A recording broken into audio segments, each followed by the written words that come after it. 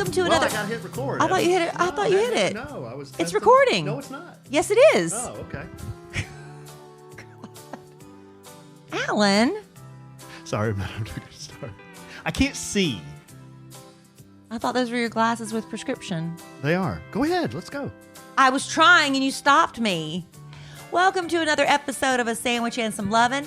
I am Kellie Raspberry, proud to be Evans as well. And my husband, who apparently cannot see, is my co-host, Alan Evans. Hello, Alan. Hey, Train. In the house. Thank you for joining me, honey, for this podcast. A lot going on in the world. We've got The Bachelor is back with Peter the pilot. World news. And I tried live tweeting it last week, but they blindsided me with a freaking 3-hour episode. Was that in the advertisements? I don't think so. How was your engagement? I don't know. I don't look at that. You don't know? I don't look. What do I look at for that? No, I don't know. I'm just were people talking People were, back? yeah, Were we communicate, we participate together. But the problem with that is Bachelor, when we're recording this on January 13th, a Monday night, it's also the same night that Clemson is going up against LSU for the national championship. So I'm going to be toggling a little bit. Yeah. Yeah, what's happened in The Bachelor? You got to catch Bachelorette? Bachelor? You got to catch Peter me the up. pilot. I tell you what, the only thing I saw was the first young woman that walked out of the limo. Mm-hmm. I was sold.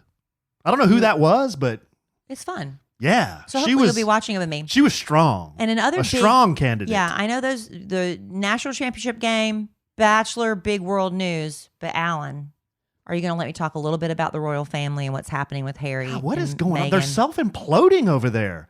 The Queen had to call Hey, I've been keeping up a little bit. Queen calls a meeting? Emergency meeting. Summit. Why are they bolting off to Canada? Well, good eye, mate. That was confirmed that they are going to live in Canada today by the Queen's announcement. They're not going to fight Harry and Meghan. They're going to let them go. Because what can you do? That's what we've learned. You don't want people there who don't want to be there. That's something we all have to accept. Now, there's some things when you have kids, they don't want to go to some things. You're like, suck it up, buttercup, you're going, right? But there are a lot of times when people say, I don't want to be here. And I have been that person before. I've been the person who've told my friends, I don't want to go. I don't want to do this. I don't want to go. And then when I go and I don't have a good attitude, and again, I told you all I don't want to be here, everybody's mad at me. These are lessons you learn in life. And I think that's what the Queen says. Y'all don't want to be here? I hate that. Sorry about you. We still love you. You're my family, but go. And that's basically what they're going to have to hash out. Harry and Meghan want to start earning their own money, which means they are going to be bazillionaires. I know they're going to donate a lot of their money like Angelina Jolie does. I don't know. How much do these movie stars make? Because it's like they're always writing checks for millions, and that's great. Well, the funds are bottomless, it's a tax apparently. advantage for them. In fact, my daughter today asked me, Mommy, are you worth $5 million? Oh, my gosh. I said, have you been reading CelebrityNetWorth.com? She goes, yes. I said, why did you do that? She said, I was bored and I looked it up last night. It said you make $1 million a year. I said, would you like for that to be true? And she did want that to be true. Let me just say, that's not true. Celebrity Net Worth is guessing. In fact, I talked about it on the radio when I first saw that I was on there, and the person that makes the website, well, then why don't you tell me what you make? I mean, isn't that still like a taboo subject you're not supposed to discuss? I have no comment about any of this. I'm just saying. But anyway, Meghan and Harry. Net worth isn't what you make each year. I know. They said I make $1 million a year and my net worth is $5 million. Oh, okay. Which means I'm not doing good job saving, right? Is that a good ratio if if my net worth is $5 million and I make $1 million a year? Is that good? No, that wouldn't be. That would be terrible, right? That means I'm bad with my money. Yeah. But anyway, it's not true, so it doesn't matter. Anyway, Harry and Meghan, I think my personal opinion, I don't know them, but I think we'd all be very good friends, except for Alan. I don't know. Alan, I don't know if you'd be good friends with Harry. I know I'd be great with Meghan. Why do you not think I'd be good friends with Harry? I don't know. I just don't know. Why? I'm not sure. What's his story? I don't know. You know my story. What's his story? I'm not sure if your personalities would vibe. Why? Jive, Is he whatever the very word proper? is. I don't know. I couldn't make fart jokes. He wouldn't think that's Oh, funny. man. Can I do a magic trick for him? Maybe. I bet the prince likes magic. Can I show him my tattoos? But then again, he's Ask not going to be the prince anymore. Ask him if he has any. Does Meghan Markle have any tattoos? I don't know. No. But, the big video came back when Bob Iger, the big head honcho at Disney, was over in England for the Lion King premiere, and somebody caught Harry on audio video telling him, Meghan does voiceover work. She's done voiceover work before. And they actually cut a deal where she's going to do something, but she's going to donate the proceeds to an elephant charity. That was where the seed was planted. An elephant charity. People are big on saving elephants. Elephants are very trendy right now. Okay. Like polar bears were trendy for a while. I think they still are. I don't want to say trendy, but like that's the passion project for a lot of people. Saving the elephants. Okay. Elephants are big. I like Lions. elephants. Hey, I like elephants. I love an elephant, but I love a giraffe, I have to tell you. Now, I'm not a fan of the elephant. Like, I've seen videos of I think it's in like India and some places in that area where they're sticking the elephants with these sharp hooks and stuff. Maybe that's what she's trying to do, is save them from that stuff. I don't know. I know that a lot of them are worked to death. Yeah, they use them like horses there. Yeah. But they're real cruel to them. I've seen the pictures and the videos. Yeah. So, I don't know where it is. Anyway, they're going to live in that. Canada part-time. They're going to live in England part-time. It's really just disrupting the monarchy. But not that Harry was ever going to be king anyway. And he's still going to be doing good work.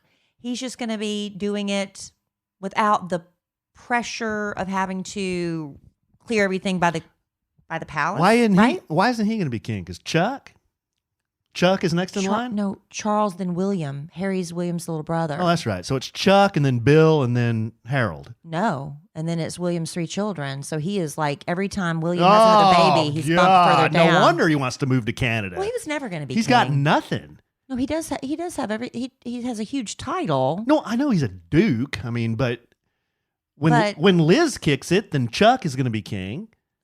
And then Don't Chuck. be so flippant, honey. That's not fair. I'm not being flippant. You're saying when Liz kicks it. She's a queen and she's very respected and she's served. I mean, she deserves some respect. Don't be calling her Liz kick. Well, I'm not saying it to her face. Well, it's just. And I don't think she's going to listen. Proper. I don't think she's going to listen to this. I don't like it. I love the royal family. I like the royal family too. I like to talk about the royal family. Why can't I call her Liz? Elizabeth may pass away, or she may decide to give her crown to Charles, but he'll only have it for a minute. How old is Liz or Elizabeth? Elizabeth's in her 80s, isn't she? Oh, okay. And then Charles. Chuck. A lot of people just want. I mean, I feel kind of bad for Charles when you get to know more about his story. I think he was painted as such a horrible human being with the whole Diana thing, but. He was pressured into a marriage he didn't want. He always loved Camilla. I don't know. It's a sad story. He had some personal transgressions, did he He had not? a lot of transgressions. Ooh, He was but so did Diana. Naughty boy. Didn't Di have some personal transgressions? Yes, but they said that was only in retaliation for his transgressions. What was that dude's name? Audi or Foudy or? Al Fayette. Foodie? What was his name? Oh gosh, Dodie Fayette. Dodie. Yeah. That's who she. Well, that wasn't a discretion. They were divorced at that time. Oh. But anyway, there's always been rumors. There's been rumors that Harry's not even Charles' son, but that's been a rumor. It was what? Yes, you haven't heard that? No. It's like one of her bodyguards or something. They've shown a picture of Harry next to this guy. I'm like, why do I got to be all proper about talking about the royal family? It sounds like they're all kind of lewd. Well, every family has levels of ludity to be discovered. We're just fortunately not famous enough for people to dig too deep in our dirt. Lewd. It is January, and a lot of people do dry January, but not me. I'm bringing back drinking on the podcast. Maybe I should bring that back. I opened a bottle of something last night because Alan and I kicked butt this weekend. Wait a minute. Are we switching subjects now? I'm just thinking about it. And so I rewarded myself with a glass of wine that I was drinking as I was washing dishes after a party that we had for my daughter, a delayed white elephant Christmas party because she had flu and strep. And I promised her, as tears were rolling down her face, we had to cancel it. Mm-hmm. I promise you we'll make it up. And we did it on Sunday. I'm washing dishes. My rubber Playtex glove hits my glass and spills the entire thing in the silverware drawer. See me cleaning that mess up? I didn't know you did that. Good. I was did trying you to really? hide it from you. Wow. Why are you It's trying to a hide mess. it from me? What do you think I was going to? I was so What do you embarrassed. think I was going to go in there and beat you or something? No, I was just so embarrassed. God. I wasn't even drunk. It's just like, I literally took one sip, set it down, and hit it with my glove, and everywhere. It was a nightmare. But not dry January. Maybe not a dry podcast year. We spent the entire weekend. What Kelly's talking about it. We spent the entire weekend doing spring cleaning. I mean, in January, but it's new year, new house. We spent 6 or 7 hours on Saturday, and then another 4 or 5 hours on Sunday. Man, when you get motivated, we were. It took a minute. We'd have to drink a cup of coffee and think. Okay, you ready? Because it took a while to get going. Once we started going, we hit it running. Oh, it was teamwork. It was, but don't you feel we good? We were a well-oiled machine. I deserve that glass of wine. We were cleaning out the boys' closets. I stripped all the beds, even washed the comforters, the pillowcase, everything. We took if there is a sock without a match in this house, it's going out, right? It's out, and we got matching socks in the boys' room. Matching socks. We're getting rid of underwear that are disgusting or small. Well, those aren't mine. Those are the boys. No, yeah. Little boys. But so did you go through your panties? I need to. Honestly, I hold on to panties way too long. I need a new panty wardrobe. I'll go through them with you. What I'm trying to do now, if I wear a pair of panties, on a sandwich and some lovin'. This is my thing. And they're uncomfortable. I don't launder them. I just put them straight in the trash when I take them off because I'm like, I'm not doing this anymore. I'm only going to have comfortable panties that I love. I'm cleaning out my panty wardrobe too, honey. We're getting things done. I'll go through them with you. With a fine-tooth comb. Oh my gosh. Well, I'm going to have another swap party soon. I'll keep y'all posted on that. Not that kind of swap party. No. Like where I get rid of stuff. Like it's like a garage sale where no money's exchanged. You just have all your friends bring over stuff. You set it up like a garage sale inside. And a lot of people that do this have rules. Like if you bring 3 things, you can take 3 things. But we don't do that. We're just like, take whatever you want, get it out of my house. And we donate the rest to charity. We choose Operation Once in a Lifetime, which grants wishes to members of the military and their families. Hey, speaking of swap party, let's give our listeners an update on what we finished with on our last episode. Okay. Which was I adamantly, enthusiastically, yes, claimed that I knew of a friend that would engage in not the swap party that you give away clothes at, right? But a different kind of swap party where you take your clothes off. Yes, and you were like, I don't know. Well, we shut her down. We shut her down, and then I told you, and I was like, oh, yeah. See, well, I mean, because you told me, I didn't know. But you had an idea. No, I thought you were talking about a different couple. And I told you who I thought you must have been talking about, but that wasn't who you were talking about. So now all my friends are like, was that me? Ask me and I'll tell you. You know what? We've got a lot to get to. Dry January. They're really wanting us to say who it is, but we can't. We can't do that. You can't do that. No, I know we can't do that. Yeah, don't do that. Don't be pressured. Don't be peer pressured. All right, so let's see. If you're gonna do the dry January thing, why? 10% of those who were polled in this survey by Men's Health said they're giving it up in January. 8% say they're going to refrain from drinking just January, not the rest of the year. 35% are feeling a little guilty, so they're going to cut back but not give up drinking for the month of January. 47% say they ain't bothering at all and they're not altering their drinking at all. I think a lot of people do dry January only because they go hog wild over the holidays and it's like a time to reset, right? But if you're just a moderate drinker anyway, why would you give it up? So anyway, I'm going to be drinking my wine during the month of January. And you know what I just read? You know how Alan and I, we went out with Ashley and her husband, Tom. That Ashley is our one and only, well, we have 2 employees, I guess you could say, of Kellie and Me, the online clothing We have boutique. 4 employees. Well, two besides us.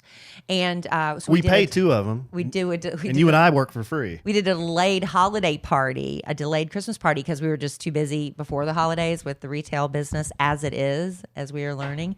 But we went out to a really great restaurant that does specialty bourbon cocktails. But I was reading, Alan, I think you even mentioned it.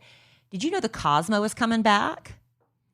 I didn't know it ever left. I thought that was a classic cocktail. Well, with Sex and the City, when it was all the rage, it was like everywhere you went, everyone was drinking Cosmos, and it got to be like, okay, Cosmos are over. But now they're coming back, they say, because it's a real nostalgic thing. But we went to a bourbon restaurant. That was really, really good. Hey, speaking of drinking, can we talk about something real quick before you? The Cosmo. Chick drink? Only because Sex and the City made it so. I think I think you can drink one. A confident man doesn't worry about it. Okay. He has what he wants. What about an apple martini? Again, a confident man, you drink what you want. But I tend to think that fruitier drinks typically are considered girly drinks. What about just a classic martini? Oh, that's sexy. And that's considered a man's drink, right? But I love... Thank you. A dirty martini. I used to work with these yahoos, and they gave me so much crap about ordering a martini. They said, that's a chick drink. No, it's not. James Bond. Are you kidding me? James Bond drinks these. Yeah, shaken, not stirred. Are you kidding me? Dean Martin drank right? these. The Rat Pack. Yeah, the Rat Pack drank these. How could this be a chick working drink? with. I don't understand that. No, martinis. I feel kind of extra sexy because it is like a little bit like, almost like a woman smoking a cigar. You feel kind of sexy because you know you're not supposed to because it's a boys club kind of thing, maybe. But I don't know. Now, I have enough confidence to order the lemon drop martini. Yeah, you were the second man. Well, I dated a guy that ordered. You're the only other man that I've been with that has ordered a lemon drop. Well, and the first time I'm learning all kinds of things about you. You farted with that one guy before me, tooted, and now you had a lemon drop martini with this guy before me. And only one other gentleman that I dated before second Alan, in line for everything, who ordered a lemon drop, and I made the tragic error of calling out the fact that, oh, you're drinking a chick drink. That did not go over very well. No guy likes that. He was that. Very offended. No man likes that. It's a sugar-rimmed drink. Well, I understand. I know, but he was very offended, so I'm like, whatever. I don't care. It shouldn't bother you if you're confident enough to order it that I called out that it's kind of considered a chick drink. Yeah, I don't really care personally if anybody says anything about my drink. I just order what I like. I just disagreed with the people who said a classic martini is a chick drink. No, that's a man's drink. Samantha would always have one waiting for Darren when he came home from work. Yes, exactly. I'm with you, honey. Exactly. You and me on the same page. You know what else we're on the same page with? Saving money, saving time. And with a small business, we are constantly looking for ways we can accomplish both. And one way we found to stop wasting time and to save some money is to use Stamps.com instead of running to the post office every time we turn around. With Stamps.com, you can do anything you can do at the post office just from your computer. Plus, Stamps.com gives you something you can't get at the post office. Big discounts on postage. Try walking up to the counter and saying, hey, can you give me a nickel off this, and see what they say. Not going to happen. Stamps.com brings you all the services of the U.S. Postal Service right to your computer. If you're a small office sending invoices, an online seller like we are, shipping out products, or even a huge warehouse and you send out thousands of packages a day, Stamps.com can handle it all easily. Just use your computer to print official U.S. postage 24/7, any letter, any package, any class of mail, anywhere in the world you want to send it. Once your mail's ready, hand it to the mail carrier or drop it in a mailbox. It really is that simple.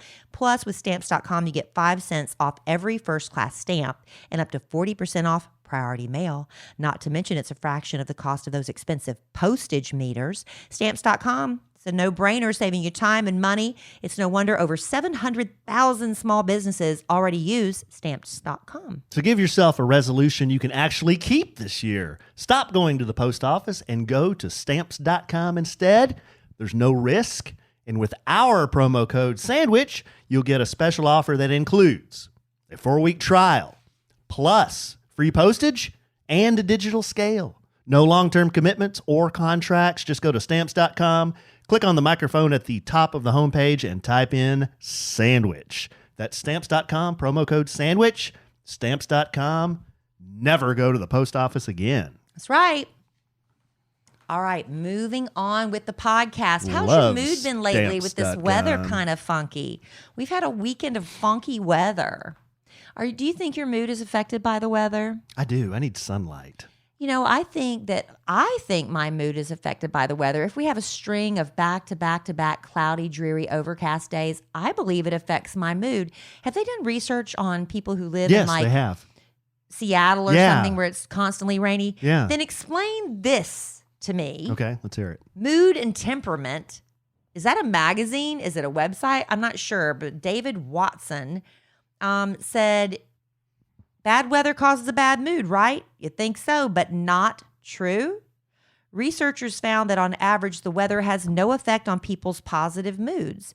In other words, more sunlight, less wind, or higher average temperatures don't make people feel happier. And it seems low temperatures, wind and rain don't bring us down. That's false. That's false, right? I think that's a bunch of crap. That's crap. I think that's a bunch of crap. Because you feel better when you walk outside and it's a sunshiny day and there's a crisp breeze in the air. Here, I'll Take do a deep breath. You're just like, you're invigorated. Just use your this is stupid. Just use your common sense. Stick 10 a-holes in Siberia and then stick 10 a-holes on Maui in Hawaii and see what a-holes are happier. Who do you think is going to be happier? Right. The a-holes in Hawaii. That's just bogus. And if there was taxpayers' money spent on that study, I am mad. That affects my mood. Is this? I don't know. It's from Mood and Temperament.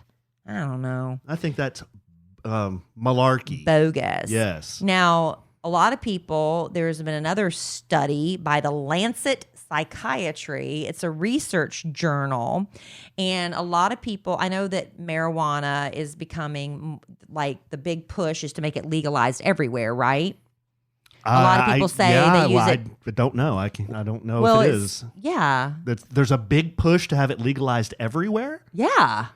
Well, that would probably that's like no, wait a second. People have been lying and getting these stupid prescriptions saying they need it for all these issues just because. You can just go into any like out in California, you can just walk in and say, "Oh, I feel anxious," and they'll give you a prescription. Hold on. There's probably a big push from a certain group of people. No, normal people, like regular people, they want it to be legalized because if you have, I've never smoked pot. You haven't either, right? Have you ever tried it? No, I've never smoked pot. I had a date give me a cookie one time. But you didn't know it was I didn't know it was a cookie, and then I passed out. So this isn't for me, but I think there's a lot of just regular people who smoke pot, but they're like, if I get caught, I'm going to lose everything, and so they're pushing to have it legalized.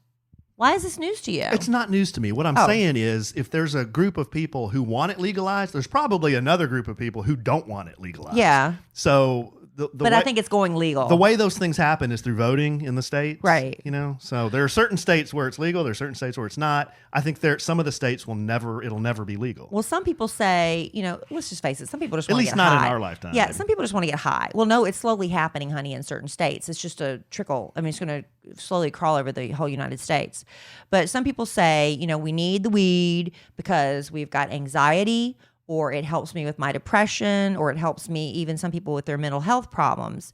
Well, there's been a new research that said it's really just all in your head. It's sort of like a placebo effect, because a research showed in 83 separate studies conducted over more than 40 years. So this isn't just like they did a poll and asked 100 people.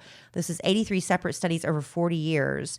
And they looked at the use of marijuana leaves, buds, and oils derived from the cannabis plant for treating mental health problems. And they found there is very little evidence that cannabis benefits your mental health. So there's that. Just say, I want to smoke pot. You know what? I like going to the dentist and getting laughing gas. I like it. Just admit it. I'm not going to admit it because I don't. I'm just saying to the people who say I need it for all these other things. Some people really do need it. I understand it works really great if you're nauseous and stuff, but I don't know.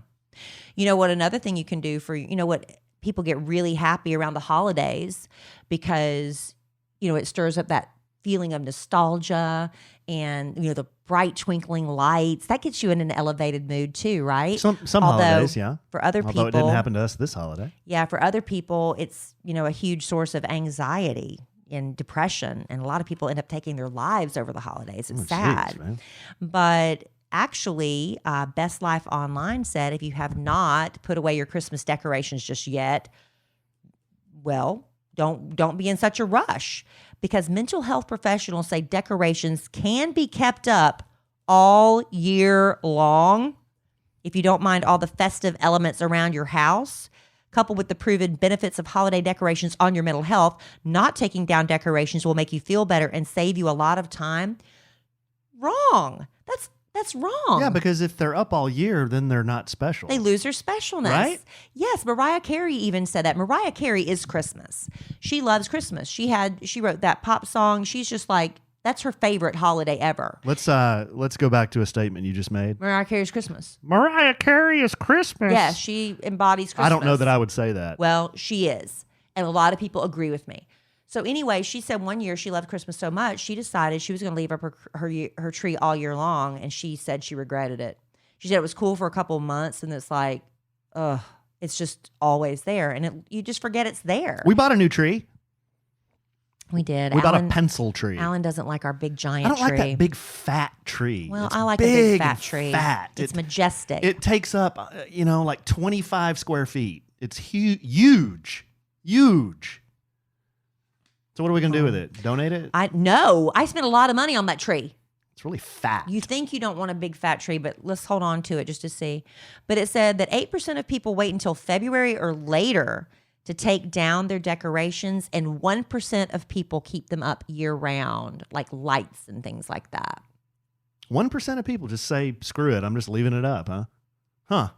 Yeah. If you do that, email us at podcast@kellyandallen.com. I'd like to hear why you do that. Is it about mood, or is it about laziness? Is it lack of storage? There's got to be more. Because if you do that, why would you not just leave up your Halloween decorations all year? Yeah. And your Thanksgiving stuff, your cornucopia and your pumpkins and stuff. I hear you, babe. Let's just leave it all up all year. I don't agree with that. There's a lot of stuff I shared with you just now from research and studies that I don't agree with. Okay. You want me to keep going with my stuff? Because I got more. No, I'm waiting for you to stop so I can get to my stuff. So much that I have to pull myself back. I have to rein myself in. You seem really proud of yourself for bringing these things this time. I've got so much. Y'all, I've got a month's worth of material that I brought with me. I think that's a good problem to have. Okay. Well, I have a few things. I have a few letters. Also, I teased that I have completed listening to a podcast that's really good. I might mention that again. And then there were 2 viral happenings on social media yesterday.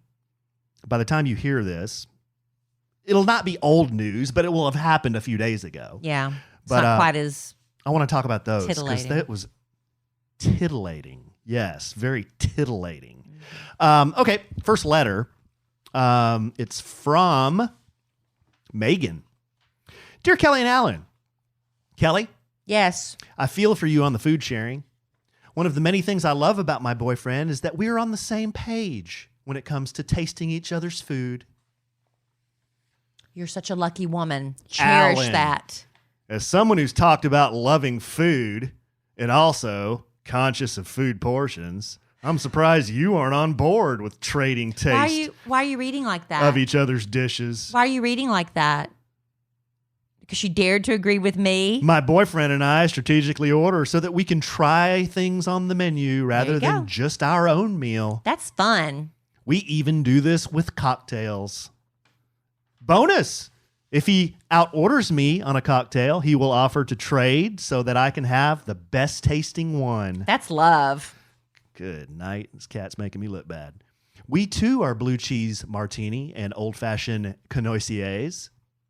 We should go out with them. Yeah, I know. I bet they let me eat off their plates. We both love the podcast and wish we could go on the family vacation this year. Hopefully, we can make it to one of your podcast happy hours or the pop-up shop so we can say hello. Love you desperately. And yes, you can use my real name, Megan. Come on, Megan. Let's go on vacation together. I was just teasing, Megan. I don't think you were writing it like I was talking.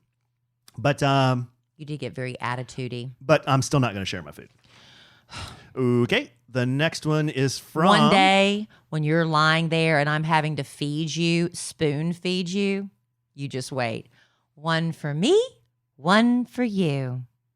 Oh, you're gonna pull a Kathy Bates. You're gonna hobble me and leave me in bed, huh? No, I'll wait till you get there naturally. Did you see that movie Misery? I did not, but I know what you're talking about. You know, wipe my butt too? Yes, I would, out of love. Wow. Okay. And you're worried about me sharing something off your plate. I'll call the nurse for the reverse. Good morning, Kellie and Allen. I'm listening to the podcast replay and the love letter about the bride and her pilot husband. I thought this was a good point she made because we didn't think of this. My son, bonus son, is a pilot.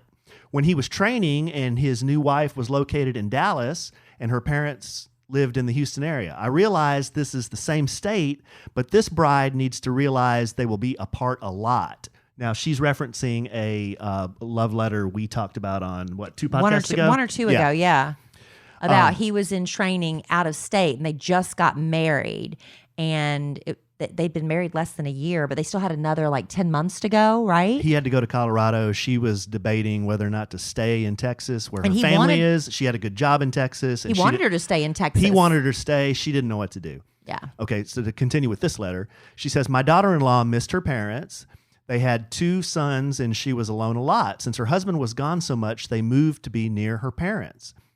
He has been a pilot for a few years, and being apart is their life. He isn't based at their area airport, so he has to fly back home when he gets to his days off to be with his family. So being apart is going to be part of their life. So she may be happier where she is. These are things she needs to think about before she just moves to a new state. Just thought I would give you my input. Thank you. That's a good point. You never know where he's going to end up stationed, right? Even in commercial airlines. And I think when we were addressing the letter, my first thought was, man, that really sucks to be apart from your spouse when you're newlywed. And I think I gave the advice, hey, there kind of always be a job there if you have good skills. Your family will be there. Be with your husband. That was my advice. But she makes a good point. I mean, if you choose to marry somebody that's a commercial pilot, that's going to be part of your life. He's going to be gone a lot. That's part of the deal, you know? So you have to consider those things. And the longer you're married, it's kind of okay. Just kind of don't see him for a while. Okay. Hey, I'm going out of before I read this next letter, I'm going out of town. You are. Kelly says that. Okay. Yeah, go ahead. Well, I'm going to go out of town. I'm going out of town for a week at the end of January. I know you are. You know where I'm going? Yeah, I do. Tell everybody where I'm going. Going to Los Angeles. Uh-huh. What am I going to do in Los Angeles? You're going with Bad Influence Jeff, who has that nickname for a reason, to some Grammy parties and to the Grammys. Yep. Might just stay there. Really? Yeah. You know, it is kind of funny. Get me a job there, be a magician. Whatever, Alan. It is kind of funny that when you first are in the throes of falling in love and you can't imagine being apart from each other for even one night. It's like we were constantly, we had to see each other every day. Now he's going to leave me for a week. And I'm thinking, gosh, what can I get done around the house? Who can I go to dinner with while he's gone? It's kind of different. Well, I'm just saying it's just a different mentality. I'm going to miss you, but I'm not like, you can't go. That kind of thing. Yeah. No, it'll be fun. We'll talk about that some more because that's at the end of January. Honey, it's almost here. Really? Yes. It's today. The 13th. They were recording this. It's in 2 weeks. It's another couple of weeks, yeah. Okay, here's a letter, love letter. She says, hey, y'all. Firstly, I want to say that I started listening to the podcast in September of 2019. Oh, so recent. Yeah, okay, welcome. I binged every episode in less than a month. Oh, girl, I apologize for those early episodes. She's probably sick of me. And now I religiously check every morning to see if there's a new episode. I'm a true crime podcast junkie, but I prefer to listen to you two over anything else. Thanks. It makes me feel good. It makes me laugh out loud every single episode. Almost every time Allen talks, actually, haha, I think he's my spirit animal. Thank you. Thank you. Thank you, Lil Kim. She signed it as Lil Kim. Thank you. And Kelly, you are the kind of woman I strive to be. Aw. So once again, nice. I'm just the court jester, and you're the spirit animal. You're the person everyone looks up to. God, nothing makes you happy. You're her spirit animal. What does that mean, spirit animal? You relate on a spiritual level. Oh, okay. All right. Is it good? Yes. Okay. It's a compliment. It's like the ultimate. Okay. It's the ultimate. Yes. Anyways, I could go on about how much I love you for another 20 paragraphs, but I need love advice. I'll try to make it short. I'm 28. My boyfriend is 28. We've been together 3 years, and it has honestly been about as perfect as it can be the whole time. It's one of those, okay, the honeymoon phase has to be over at some point, but it hasn't. That's good. We've never had a real argument. That's okay. We both dated crazy, like batshit kind of crazy people before we met, so I think this stems from us finally being able to enjoy the peace of living a quiet, normal life. All we do is work full time, go to the gym, and hang out at the house, and we love it. We've lived together almost the entire time we've been together because we work so much, and moving in together felt like the only way we could spend any time together. Here's my issue. I am ready to get engaged. However, I have this deeply rooted desire for him to come to the decision on his own. He's the sweetest man I've ever met, and I feel like if I asked for a ring, he would go out and get me one because he would do anything to make me happy, but I want it to be his idea. I don't want him to get down the road and regret it because he feels like he was pushed into this decision. We're established in our careers. I'm trying to paraphrase here a little bit. Could it be that the thought of marriage just hasn't crossed his mind because he's a man, and I think about it every second of the day because I'm an emotional woman? No. I guess I'm asking, how can I ask without asking? And be confident that if he wants it just as much as me, we'll talk about it. P.S. I'm a single mom. I had a daughter at 17, and I have to take care of her physically and financially by myself. So I did tell him that I do not want to have any more children over the age of 35. So this puts a little more time sensitivity on the whole issue because I want a 1.5 to 2 year engagement, and you never know how long it'll take to get pregnant. So it sounds like she's open to having another child, but the clock's ticking. Yeah, clock. Okay, sorry, that was a little long, but yeah, you need to edit these before we read them. them. I just read them off the cuff. I know, but we should start maybe editing. Well, a we little didn't. bit. So just I'm just saying for future. Okay, address it, love expert. Instead of going da da da da da. All right, I'll go da da da da da. It seems like after 3 years, I believe you said at the beginning of the letter that the subject of where this relationship is going should have come up, right? And you can bring up, like, without saying, I'm ready for you to propose to me, you can bring up, hey, where are we going? What's happening here? And if he reacts, squirrely or negatively, I don't know what to tell you about that. I know with Allen and myself, we were kind of on a time restraint situation. I wasn't trying to have another baby. I was done. But I think his lease was about up on his apartment, and I had a vacation schedule. I'm like, if I get married, I want to get married on my vacation. So it's just like I kind of pushed the issue, but the more I pushed the issue, the more Allen delayed proposing. Is that correct? Or did you already have it in your mind? I wasn't penalizing you for bringing it up because I was on the same schedule. You just didn't trust that I knew your schedule. My problem is I wanted longer. I had a 5-month engagement. You talk about pressure, but the good part of that is, why do you need a year and a half? And I want to know why she wants a year and a half engagement. I have some questions for her. Why? What's the point of that? Being engaged is fun, and having everybody, do parties for you and stuff, even though we didn't do that the second time around. But I mean, with me, it's just like, pick the dress, move on, pick the cake, move on, pick the venue, move on. And I think it's easier for my personality to make decisions rather than stress about it for 2 years, because I think you're always second guessing yourself because you have all this time to plan. So it's like, well, I want to make sure I have the very best. So let's look at 5 more venues. And it's like, no, I like the shorter engagement just to get it done. But as far as broaching the subject, I mean, Valentine's Day is coming up. That's when you're all lovey-dovey and maybe you're having a glass of wine and things are kind of just getting really sweet and affectionate. And you just say, I just love you. And, you know, where do you see us going? I want to spend my life with you. And that's not saying you better propose to me this year because I'm getting antsy. How do you feel about that? Which part, babe? I'm sorry. Which you said a lot. Were you listening to me? I was. I'm asking you how you feel about the letter. See, I told y'all at the beginning of the podcast, he's not going to be listening to me. No, I was actually looking over at the letter because I was a little confused about the time sensitivity.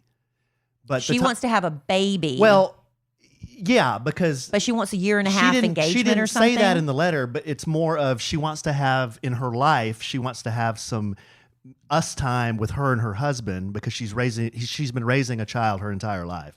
So if she's going to have another, she wants to have it fast so she's not having kids, I guess, when they're older. But she also wants a year and a half engagement from what I remember or something to that effect. Yeah. Yeah. So how does she broach the subject with the man without making him feel pressured to put a ring on it? Sorry, guys. We're having all kinds of alarms and beeps and all kinds of... What was that? I don't have any idea. It was like guitar music. I doubt that they heard it, though. Oh. I don't think it picked up. I don't really know the best way to approach somebody that you want to ask them to ask you to get engaged. But I do know that men will step up and do it when they're ready. Yeah. I do know that But do you think some men are just so complacent and comfortable that they'll never change because they like things the way they are? Yeah, I think there's guys out there like that. So how do you nudge him towards the proposal? Well, do you want to nudge a guy towards a proposal that in his mind he's like, I'm good like this, man. I never want to propose. But if she's never expressed her desire, then he doesn't know. Okay. And maybe he'd be willing to do anything to make her happy, but she's never expressed the fact that marriage would make her happy. Yeah. So I think talking it through here, the best way would be for her to tell him that, hey, someday it's important to me and to this relationship. I think if we get married, not have to be tomorrow. It doesn't have to be. Doesn't have to be tomorrow. Doesn't have to be 2 months from now, 3 months from now. So you think more of a direct business-like approach without the lovey-dovey. I love you and I want to be with you. And where do we see this relationship going? Oh, as far as the how, I guess that could be done different ways. I'm just saying that she needs to bring it up that she wants to be married to this man. Yeah. He needs to know that. Sometimes guys, you just got to tell him. You got to hit him over the head and say, dude, this is what I want. But she's saying she wants it to be his idea. Well, it can still be his idea. She's just saying, hey, this is what I would like to have happen. This is where in the future I kind of see us going. And I hope do you agree? I hope you agree because I want this to happen someday. How did we get on the subject of marriage? You're not telling him to engage. What am I trying to say? I can't. You're not telling him to drop down and propose. Right. You're not telling him to. You're not giving him a deadline. Right. Unless you're giving him a deadline. Now, how did we breed? Do you even remember how that came up with us? I think we just started talking about rings. Just like, what kind of ring do you like? Yeah, pretty much. Yeah. We didn't have a conversation you about. You pretty much grabbed me by the crook of my arm and drug me over there to the place that's got those. That is not fancy true. Blue boxes. That is not true. That's true. That is true. That's actually true. No. That's actually true. Well, we went to the mall because you wanted to get an idea of the type of ring I would like. And as we are passing by the place with the pretty blue boxes, I saw something in the window and I said, let's go in here. Is that dragging you by the crook of your arm? We were at the mall anyway with the sole purpose of looking at rings? I'm kidding, guys. I actually, as I remember it, I was the one who said, hey, let's go check out some rings just for fun. Come on, let's go look. And we went and we looked and we had fun. It was a lot of fun. It was fun. I remember wasn't it was a lot of fun because Kelly saw. It was a lot of fun. Kelly saw a ring that she absolutely loved. It took my breath away. I never felt that way about my wedding dress. People say when you try on wedding dresses, you just know. And I didn't have that feeling. I felt like my wedding dress was good. It was fine. But I didn't have that, say yes to the dress moment where you're crying and your breath's taking away until I tried on my ring. I was like, oh, I had that feeling. So the kid remembered the style that she went. Now, Kelly doesn't go crazy over stuff very often. She really doesn't. Whether it's a TV show or a fancy car or should I have gotten those boots a pair of boots. She went boots? crazy over a pair of boots she saw and I today. didn't get them. Or a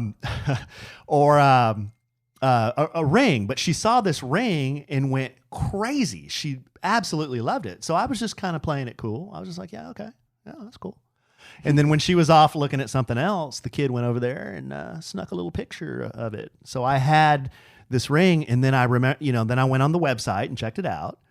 And then I saw the price, and then I almost had a took your breath away. Yeah, I almost had a heart attack right there. So I had a designer actually build a ring like this one, but I made some changes. You made some tweaks. I made some changes to it. Better changes. I thought they were better changes. Alan was very smart. Listen, ladies and gentlemen, if there are any men listening, I know we have more ladies listening. When you get a ring, make sure Alan had a prong or two removed so that the wedding band would sit up underneath the engagement ring, so it was flush. Because my first wedding set, because we've both been married twice. Whoa! To each other. We're each other's second marriage. My first wedding ring didn't have that, so my wedding band was always separate from my engagement ring. It had that gap in it. So Alan had the foresight to remove that little prong so it sits flush. And I was very happy with that. Well, we got on a ring talk when we were trying to answer this poor woman's letter. Well, the letter is you're going to have to broach the subject. Now, Alan's suggesting a little bit more direct. I'm a little bit more, I think, a lot of times women can encourage a man to do what he needs to do without being direct. And we can encourage him to make the right choices and encourage him down certain conversations we need to have without hitting them over the head. Yeah. You gotta, I mean, people plant So it's seeds basically- about all kinds of stuff. Yeah. You gotta lay the groundwork. Yeah, but it's like on a romantic night when things are good and not when you're frustrated and, losing your temper. It's all about your approach. You can have any conversation about any difficult subject as long as you come at it from a place of calm, a place of rationale, where you're just having a calm conversation or a loving conversation. You can really talk about anything. Hey, remember, it's one of the 4 agreements, right? Is don't make assumptions. Isn't that one of the 4 you're agreements? assuming he's... So, right. You've got He could be trying to trick you and proposing on Valentine's Day. We don't know. You got to have I can't talk tonight. You got to have a conversation, an open conversation about what y'all want. Just talk about it. Just bring it up, but you're not asking him to propose. No. Just where are we going? Where is this relationship going? Okay, babe. How are we doing on time here? We're doing okay. I know we've got a lot of stuff to get to still. I mean, so much more that I'm probably going to say for another podcast. Some really juicy stuff that I think it's going to take too long to dissect. We'll do this, and then we'll bring it home for Jerome. All right. Well, all in all, there are over 218 billion, with a B, dollars worth of food that go to waste in this country every year, which is just shameful. And that includes 20 billion pounds of produce. And that's what makes Imperfect Foods so fabulous. They're trying to change all that. Imperfect Foods is the only food delivery service that buys the perfectly nutritious and delicious foods that grocery stores will not sell and delivers them to you at a discount so you save money and you help reduce food waste. Imperfect Food sources directly from farmers committed to quality. They deliver delicious, yet slightly cosmetically imperfect groceries to you, but you're saving 30%, up to 30% less than you would pay in the grocery stores. So I just ordered my first box. I'm really excited. It's coming on Wednesday. So I'm getting, I know, a bunch of stuff, including some spinach, some cucumbers, some almonds. Believe it or not, sometimes slightly scarred almonds are considered, nope, not pretty enough. And they're perfectly fine. They're delicious to eat. They have the same nutritional value. I'm going to get them up to 30% cheaper thanks to Imperfect Foods. Now, you can get quirky looking but delicious produce like discolored quinoa. What do you care if it's not the right shade of ivory? It's still delicious. Maybe the eggs are a little off size, but it's still delicious. And you can even get surplus. Sometimes the produce isn't even like quirky looking. It's just surplus, and it's going to go to waste because they need to get it out the doors and get it to you. They even have surplus coffee, Alan. We've got our fresh, ugly produce coming our way, and I'm so excited to get my first box. So start saving time, saving money, and saving waste right now, because when you go to imperfectfoods.com/lovin', Lovin, now through February 16th, you'll get $10 off your next 4 orders. That's a total of $40 off. Just go to imperfectfoods.com/lovin' to get $10 off your next 4 orders. That's imperfectfoods.com/lovin' and enter lovin' at checkout. That's a great deal. If your next 4 orders, wow. Yeah, You're gonna be impressed. That is a good deal. They deliver it every week. It's really cool. I'm excited. I'll use a little naughty looking cucumber. I don't care if it saves me money. I want my discount. Okay, while we're on the podcast here, I mean, we're getting all kinds of messages and things are coming in. Yeah. And we have our laptops open, so people are messaging us. Goodness. So my sister just texts me. Yeah, I saw you got distracted. Yeah, I did, because she says her husband JD listens. He does the supportive thing, and he listens to our podcast. Yes, because his family does the podcast. So you would think like you would listen, but JD listens. Your sister doesn't. Doesn't listen. No. JD does though. We embarrass her. So props to JD. So she said JD just came in the house with all this bluster and talking about how I said that I was lactose intolerant on this podcast.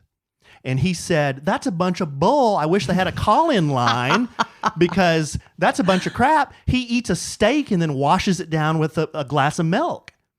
I said, that's not true. I have not had a glass of milk in 3 years. Because you realized how it upset your stomach. It kills me. Yeah. Absolutely kills me. What did we have the other night at when we went out with Ashley and Tom for an appetizer that you ordered? We ordered a cheese board. A gigantic cheese board. Yes. What happened to me today? Well, you were in the bathroom a lot today. Right. So I am lactose intolerant. That there are different degrees of intolerance too. You know, just because you're not like doubled over in the fetal position doesn't mean you don't have an issue. I feel a lot better when I stay off the sugar, right, the carbs, and the dairy. We should have your my brother-in-law, JD, as a guest on the podcast. I bet he has so many things he wants to get off his chest after listening faithfully. We can have him on sometime. We should. I'd like to have Amanda on. That would be hilarious. It'll never happen. That would be hilarious. Never happen. She says she tuned into a Christmas podcast, one of the ones around Christmas. She told me today, she goes, I didn't have anything else to listen to. So I thought, well, aww, yeah, that's what she said. Oh, she's just razzing you. So she said, well, I'll try this. And then she said it was the one where you were talking about having doing laundry under the Christmas tree. And she goes, I can't believe that the one podcast I tune into, y'all are talking about doing it under a Christmas tree. The kids weren't here. And then she says, and then you were like doing whip sounds and going like on Dasher, on Prancer, on, and I'm like, well, sorry. What do you want me to do? Hey, consenting adults, the kids aren't around, and we're married. I am human and I need to be loved just like everybody else does. That's right, babe. And I love you. Thank you, babe. I love you too. Okay, real quick. Let's wrap things up. There were 2 things that happened yesterday that were, one of them was just made me feel so good. The other was hilarious. The one that made me feel really good, and I got Kelly to watch the video, was that Jimmy Johnson, who used to coach the Dallas Cowboys, the president of the Pro Football Hall of Fame, surprised him on the set of the Fox pregame show during the playoff games and said he was going to the Hall of Fame. It was so sweet. Amazing. If you have not seen the video, go look it up on YouTube or wherever you have to find it. It's so sweet.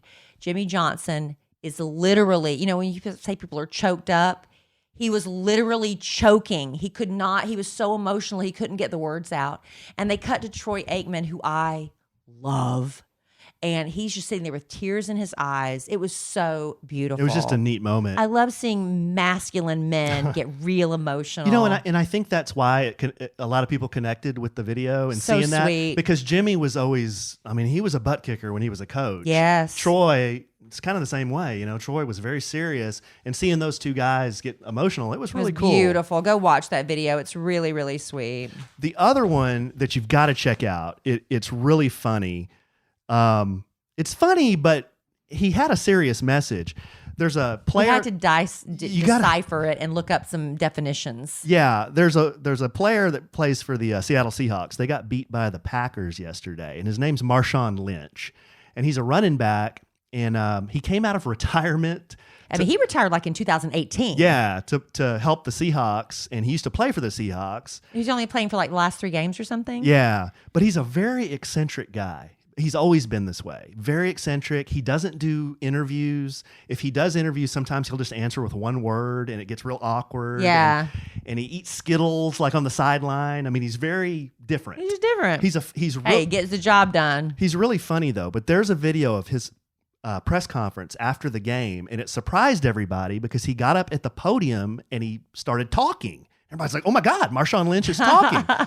Well, I won't. You know, I can't play the audio for you, but we could, but it's way beyond we don't know technology. He basically gave a talk to the younger guys in the league about thinking there are some things you need to think about as you get to be older. And here is the nugget that came out of this video. He says he's talking, you know, pretty much to the younger players. He says, so while y'all are at it right now, take care of your bodies. And I mean, take care of your chicken. You feel me? Take care of your mentals, because we all ain't lasting that long.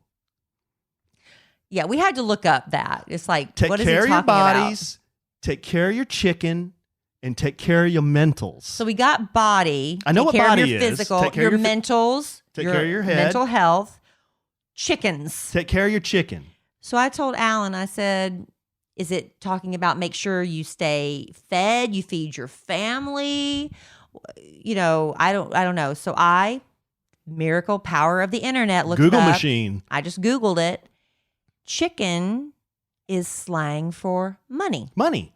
So he was saying, who knew? You're not going to live forever. Take care of your body, take care of your mind, and invest. And I don't know if this is true or not. I haven't researched this part of it, but I was telling my sister this story.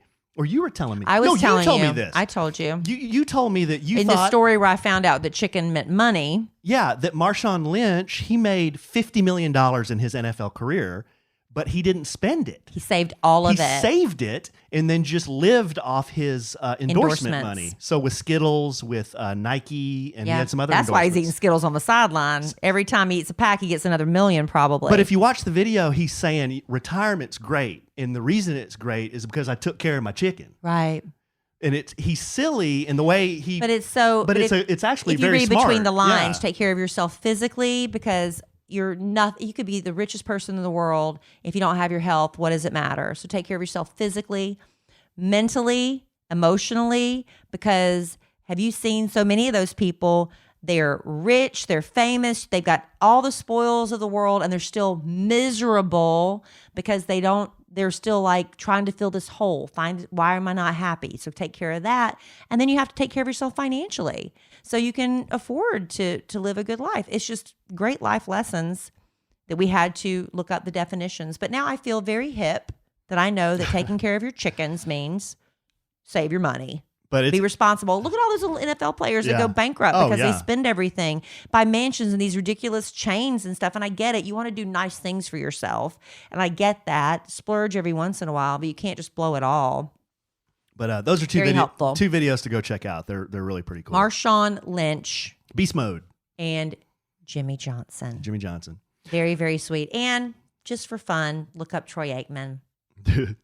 Just Google image him. And then the last thing, I finished a podcast. It's called Fall of a Titan. Fall of the Titan. It's about a guy. His name is Steve McNair. He played for the Tennessee Titans, and he was murdered. He was shot. He'd already retired at that point, or was he still playing? He was retired. Okay. Yeah, he was retired. And the woman that he was with, the police said that she shot him, and then she shot herself. Because she was one of his mistresses. She was a mistress, and she. They were saying that she didn't want, he was trying to break up with her and she didn't want that. Yeah. Now that's what the police said. If you listen to this podcast, if you start researching, this story in this case. I like true crime. It's very, very interesting. You start asking yourself, how she couldn't have done this. How did she do this? There's no way she could have done it. And the police say she did. Now, a lot, if you listen, let me tell you, if you listen to a lot of these true crime podcasts, they'll make you think every police officer has botched every murder investigation in history. That's not true. No, police do a very good job. But people like, they can't accept what is, and every once in a while, yeah, they miss something. It's human error, but they do make you think. There's a lot of conspiracy theories out there. I love true crime podcasts. They're so fun. Well, I'll just give you 2 or 3 tidbits that make me think that this is impossible, and this had to be somebody else. The man that supposedly sold Steve McNair's mistress the gun, he was the only guy in the investigation that lied to the police. Now, if you don't have anything to hide, and he was an ex-con too. He just probably lies by nature. Right. People that do wrong things lie. Criminals lie. So if you don't have anything to hide from the police, why are you lying about where you were that night, or the last time you texted her, or what y'all talked about while you texted? Why would you lie to the police? Another thing is Steve McNair's wife, his widow, she was never questioned by the police, and she had the most to gain from him being dead. Life insurance? His estate. Oh, and she knew that he was running around, fooling around. Yeah. That's another. Another was there was no gunshot residue on the woman's hands. There wasn't? No. Well, I didn't know that. Another thing, everyone that knew Steve McNair said he walked around with thousands of dollars in his pocket. He always carried cash because he was always giving his friends cash to go out and eat or whatever. The night he was murdered, he was found with $7 in his pocket. And everyone that knew Steve McNair said that's impossible because he always carried cash. Well, I didn't know about the gun residue thing. Yeah. That's a big one. So anyway, those are just some tidbits. There's a lot to it, but go check it out. If you like true crime, it's really cool. Okay. Yep. And I'm looking for a good true crime one again. I followed the Dateline NBC ones because they're really quick and easy. They're over in one episode and I don't have to follow along. But I'm missing one that I have to follow along, with like a 12-parter. I'm looking for a good one. So if you have a suggestion, I'd love to hear it.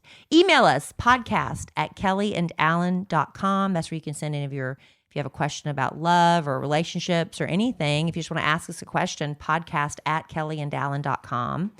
Kellie, and Allen is Allen. And hopefully we're trying to get the wheels in motion for our next podcast family vacation. Just know that it's going to be around July 4th week. We're going to be meeting with our travel agent, Judy. We've got to call her back, Allen. We've got to do that. And we're going to try to get the date set in stone. So hopefully by the end of January, we'll have that, right? Let's make that a deal. By the end of January, we're going to have that so you can all start saving your chicken so you can go with us to Mexico.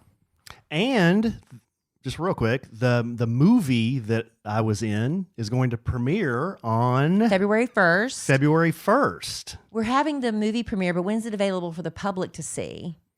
That I'm not sure about. Not long after the premiere, but yeah, February the 1st. It's the movie screening. It's the screening, It's a daytime screening, which is kind of funny, but it's going to be in the afternoon. Yeah, it's from 2 to 3:30.